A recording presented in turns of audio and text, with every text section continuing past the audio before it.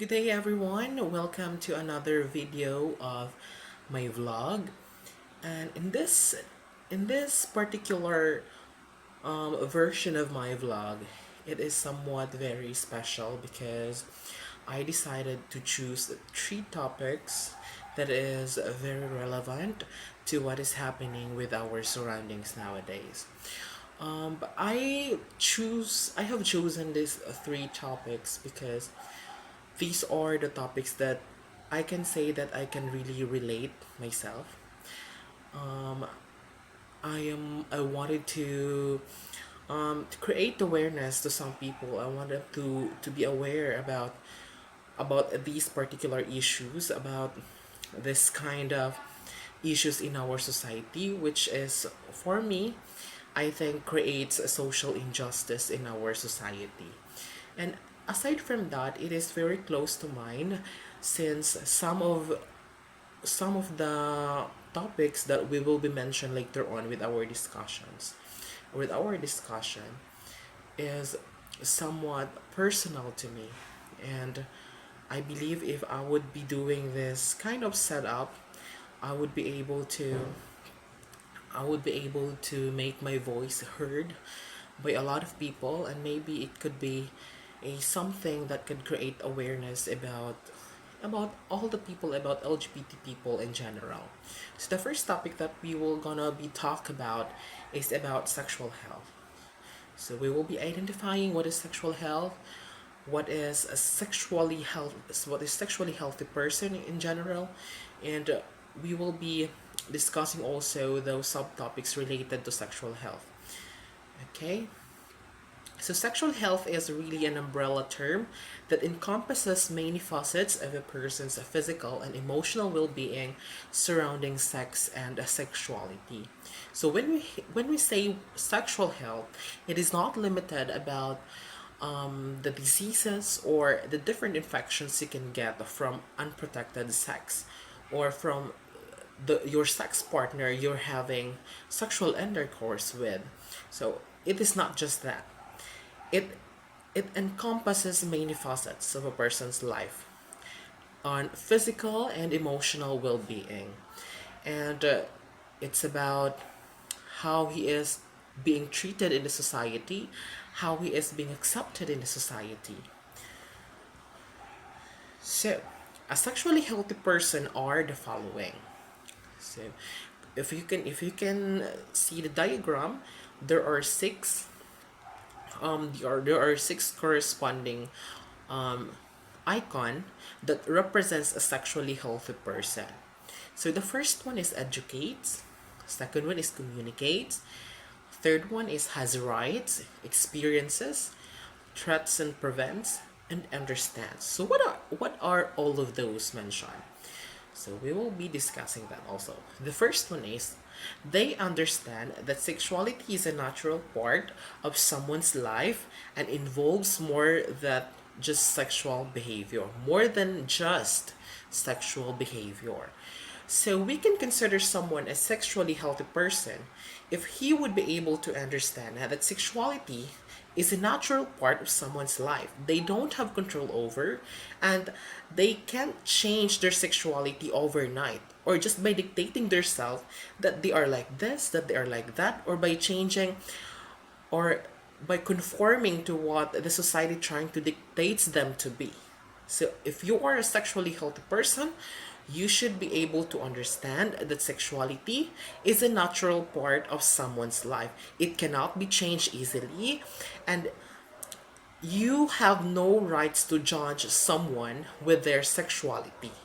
And if you learn to do that, if you learn to understand that, you can be considered as a sexually healthy person. So the second one is they recognize that everyone has a sexual rights.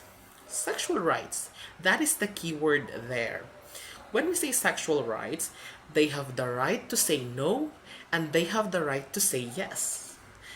Even if you are married into someone, even if you are let's say you have an intimate relationship with someone, you can't force them to have sex with you when they don't want to do that onto you.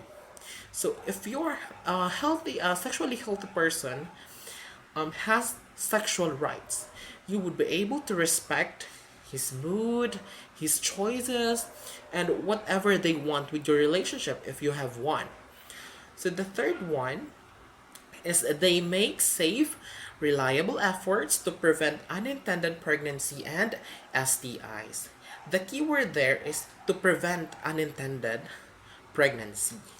So a sexually healthy person, he or she knows what to do with this kind of activities being done by couple or married couple or someone who have relationship to each other. So if you are a sexually healthy person, you get to prevent or to avoid unintended pregnancy and STIs. So when we say STIs, these are sexually transmitted infections. So if you are knowledgeable about it, you get to understand that these things are very essential for you to become someone that is sexually healthy.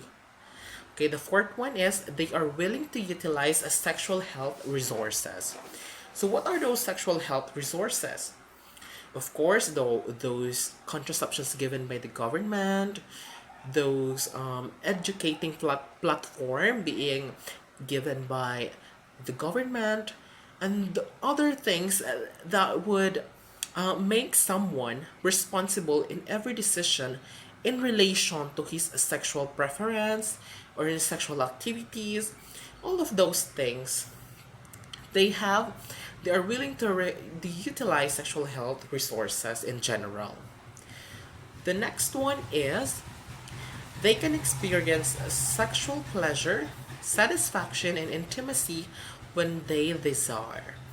So a lot of people somewhat could not control their emotions, especially those who are having relationship with someone, intimate relationship with someone, those married individuals, and they can't grasp the understanding that you can't force someone to have sex with you or to make love with you, because a sexually healthy person does not force himself or does not force someone to have sex with him. That is the main idea of this particular ideology. So the next one is they can openly communicate about their sexual health and needs with intimate partners and healthcare providers when needed. In this particular, let's say, ideology, someone or a person that is not afraid to disclose all his information, all his experiences, why he's having those infections, and if that particular person having, for instance, STD, or he has symptoms of HIV or human immunodeficiency virus, he would not hesitate to tell his doctor or the healthcare providers about the experiences if he's having sexual intercourse with the same gender without using protection such as condoms or any contraceptives available in the market. So that's how a sexually healthy person should behave. And those six mentioned are the qualities of a sexually healthy individual or person. So with our next topic, it's all about the LGBTQIA plus. So if you if you guys are wondering why there are little L, why there's letter G, why there's letter B, why there's letter T, or so on, LGBTQIA plus will be discussed. I will be discussing all of those with our as we further our discussion. So the acronym for lesbian, gay, bisexual, transgender, and queer. Some people also use the Q to stand for questioning. So meaning people who are figuring out their sexual orientation or gender identity. You may also see LGBT plus, LGBT, LGBTX, or LGBTQIA. I stands for intersex and A for asexual or aromantic or a gender. So all of those we'll be discussing later on with our discussion.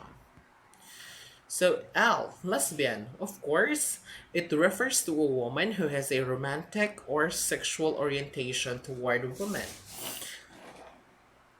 It is a woman who are attracted, who happen to be attracted to women also.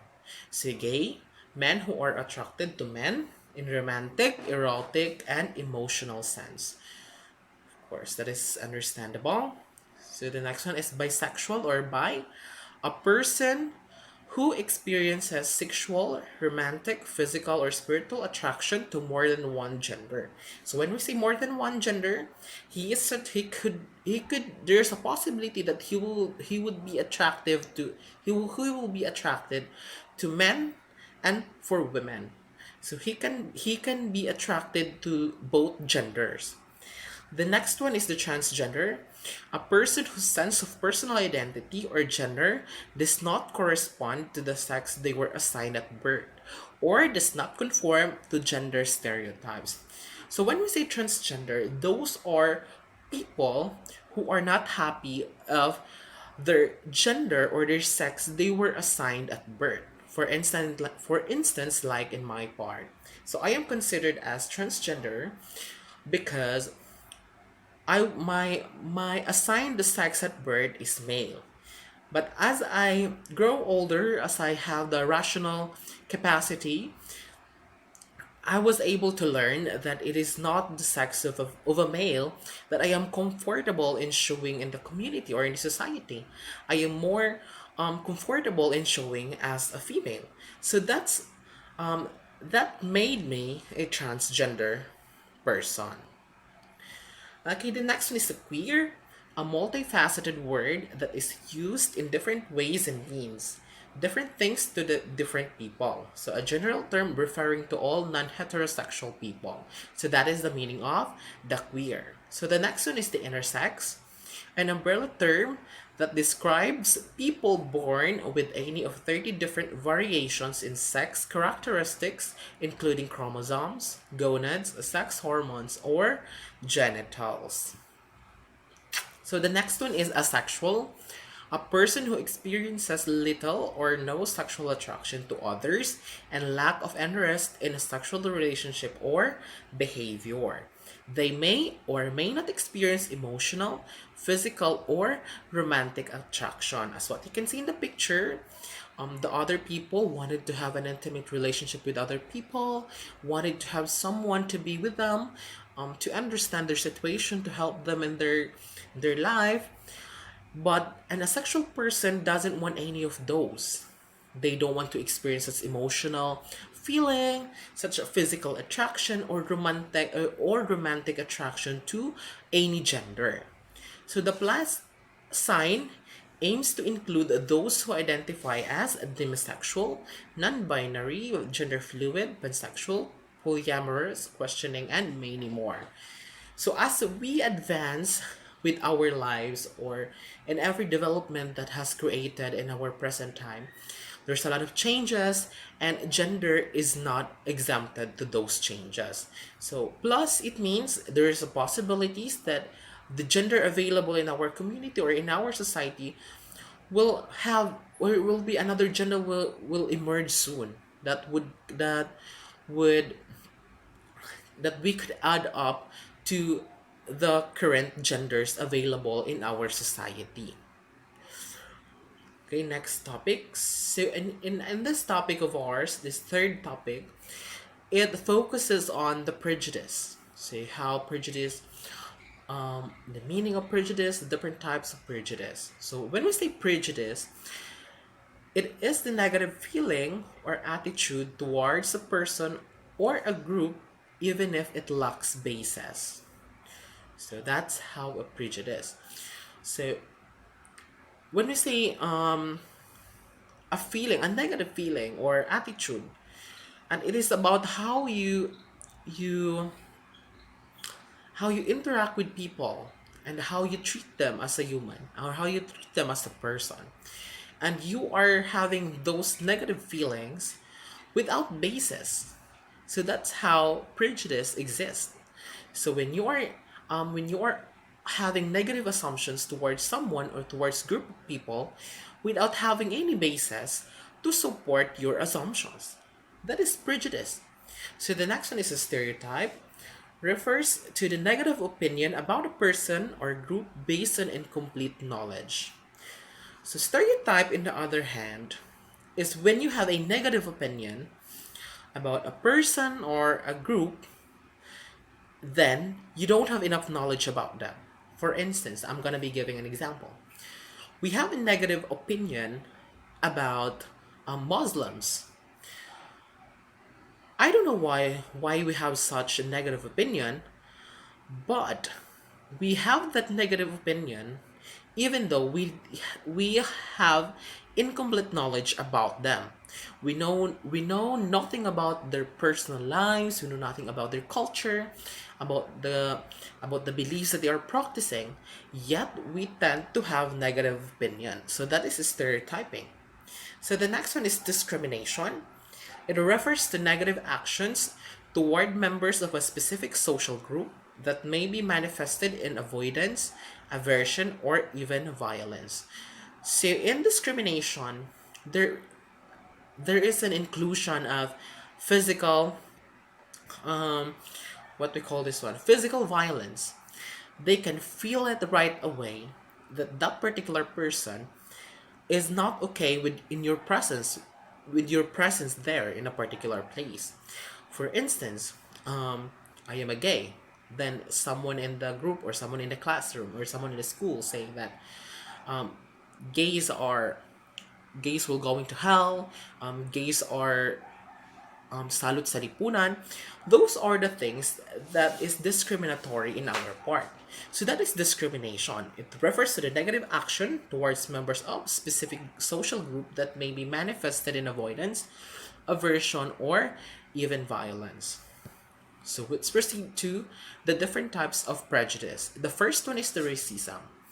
So racism is the belief that one's own cultural or racial heritage is innately superior to that of others. Hence, the lack or respect for appreciation for those who belong to a different race. So when you're Black American and White American, that is probably the most accurate example for racism. White Americans believe that they are superior to Black Americans. They don't accept Black Americans as their equal being because they see Black Americans as slaves, someone who does not deserve any position or higher position in the society. That is how racism. And also, if we are going to look around, there's a racism happening in a worldwide scale. For instance, the Americans are hating Asians. Though there's a lot of factor that contributed why they are practicing, why they are showing this particular belief or behavior towards Asians. Maybe it is somewhat related to the coronavirus because China is, of course, Asia. Or maybe just they have a small respect to Asians because they can accept that there are some Asians who are more better compared to the Westerners. And they are an excellent also in the field, especially in business and technology. Now, those are the particular things that can be the reason why racism is still existing. They don't. Some people don't want. Some people wanted to be superior over others. So the next one is the sexism, a system of attitudes, actions, and structures that subordinates other on the basis of their sex, where the usual victims are women. So when we say sexism, it is the unequal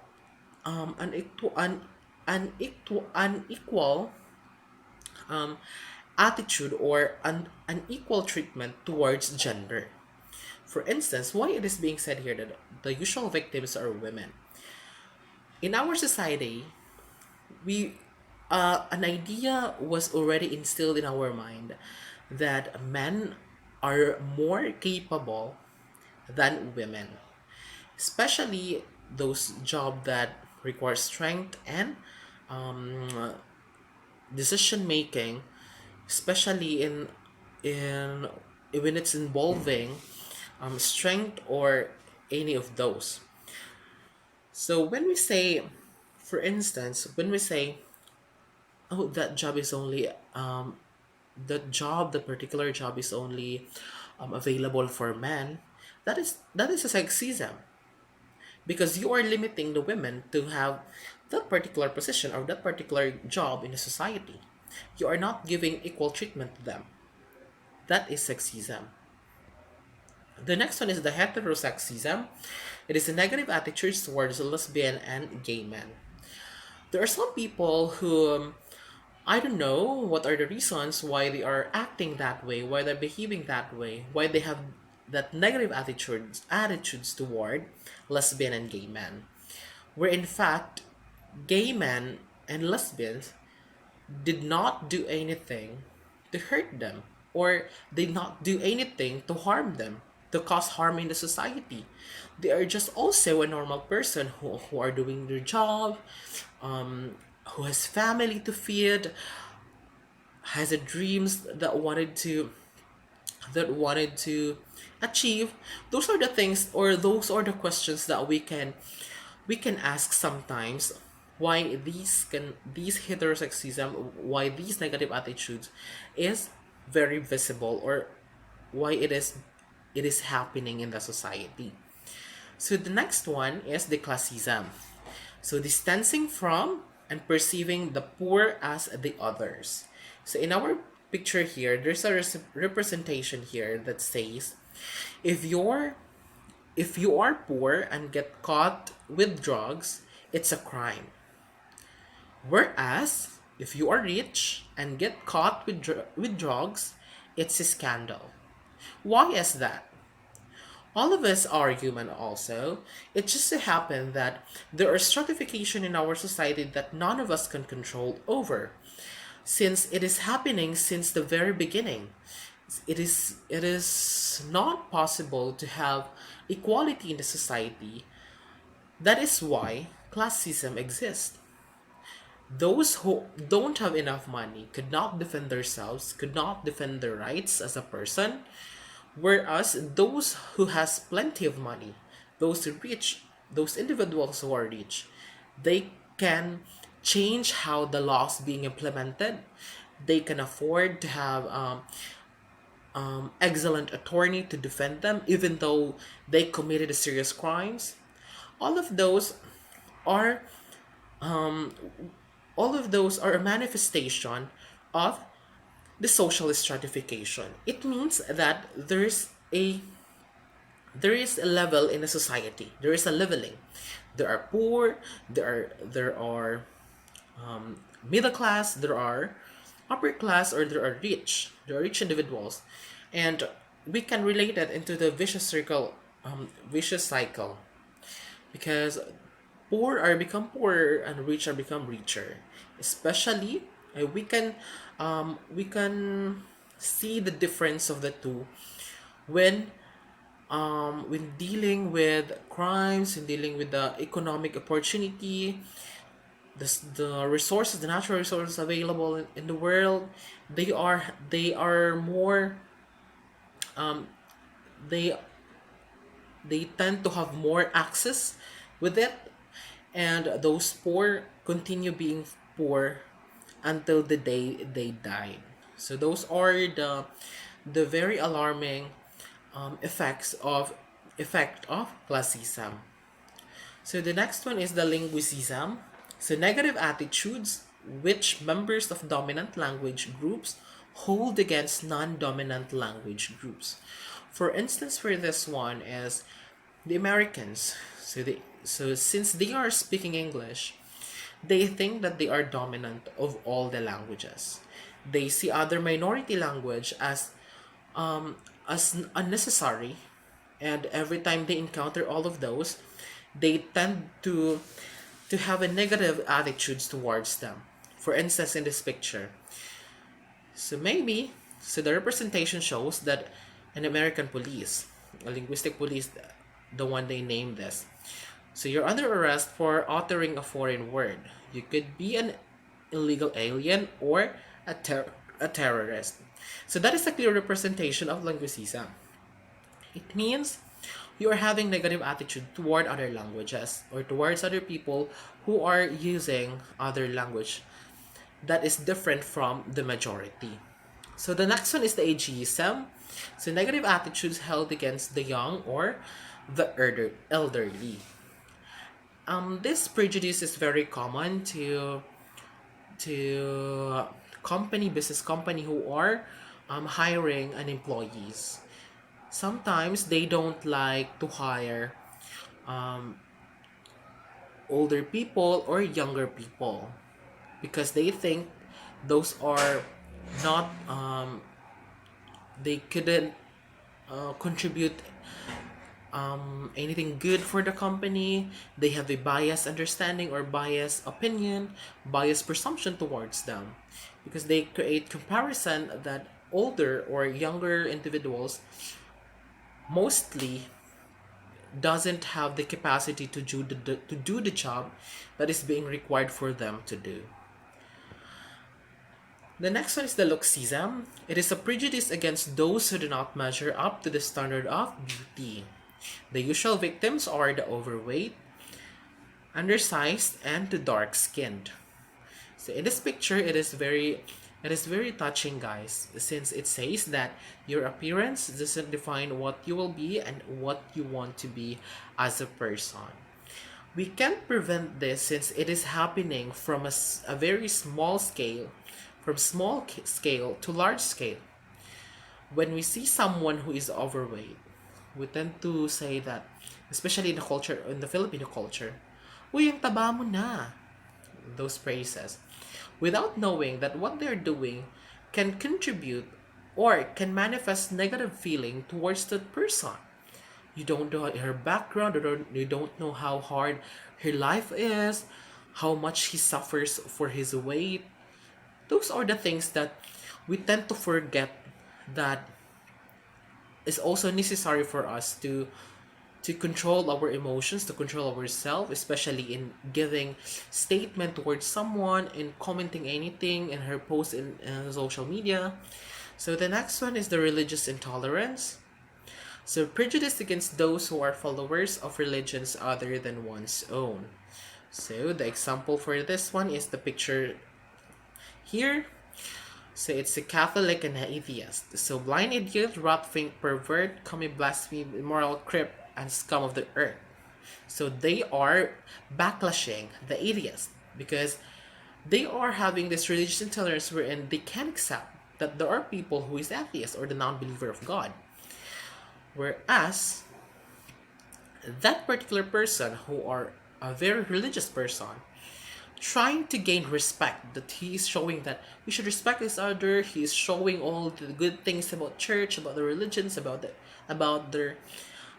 their values being instilled in the religion, yet they sometimes forget how to respect others. So that is a prejudice called religious intolerance. Thank you so much for watching and thank you so much for listening, guys. I hope you have learned a lot from our discussion for this evening or for this session, and I hope those things that you have learned about LGBTQIA+, about sexual health, about prejudice and the different types of prejudice, you have learned something from it. You get to understand all of those and you can use it as a reference in your future studies, or next time you know how to treat others, and especially with the LGBTQIA plus people who are members in it.